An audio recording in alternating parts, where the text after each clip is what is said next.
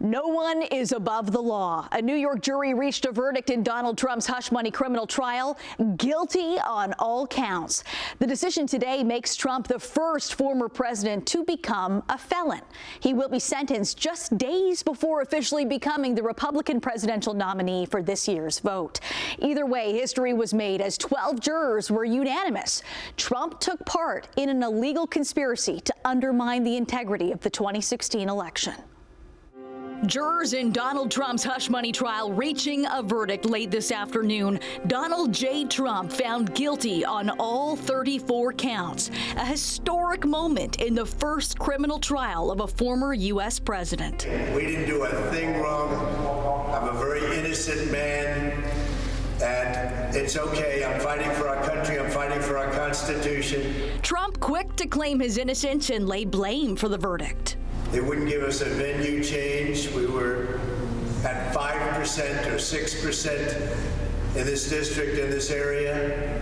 This was a rigged, disgraceful trial. Court reporters saying Donald Trump stared straight ahead as the decision was read in court. The former president not making a single move as each count was read aloud, and he sat with a frown on his face. The former president of the United States, now a convicted felon, having been found guilty of 34 felony charges by a jury of his peers in Manhattan, New York.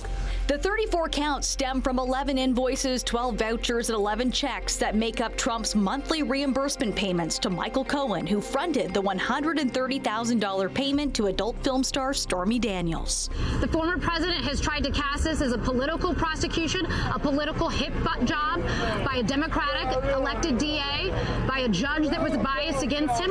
But these 12 jurors, these 12 New Yorkers have come to a different conclusion, an independent conclusion, that the former president of the United States is guilty. The shocking decision comes in the hours after the 12-member jury asked for key evidence to be read aloud in the courtroom, including former National Enquirer publisher David Pecker's testimony about his meeting with Trump in 2015 and his decision about not finalizing Trump's payment to Karen McDougal.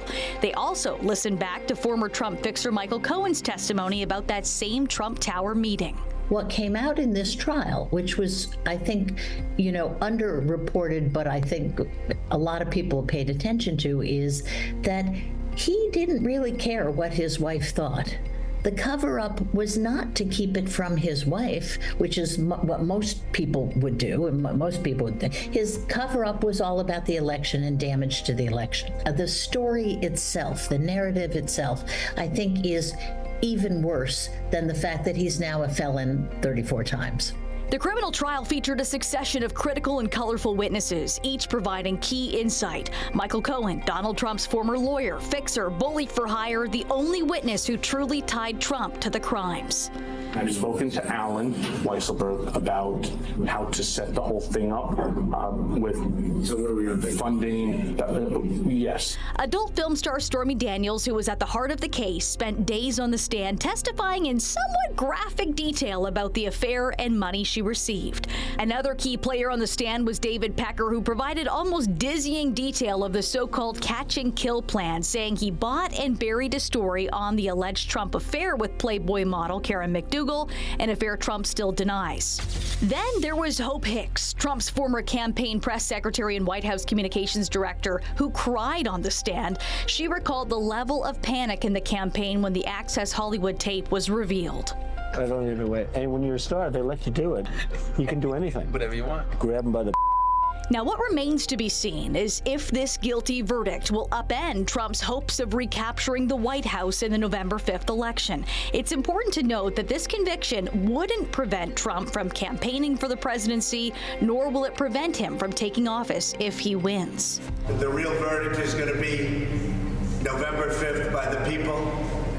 And they know what happened here, and everybody knows what happened here. Joe Biden writing on X tonight, there's only one way to keep Donald Trump out of the Oval Office, at the ballot box. It's now up to Judge Juan Merchan when it comes to sentencing, which will take place July 11th. But this was a rigged decision right from day one, with a conflicted judge who should have never been allowed to try this case, never.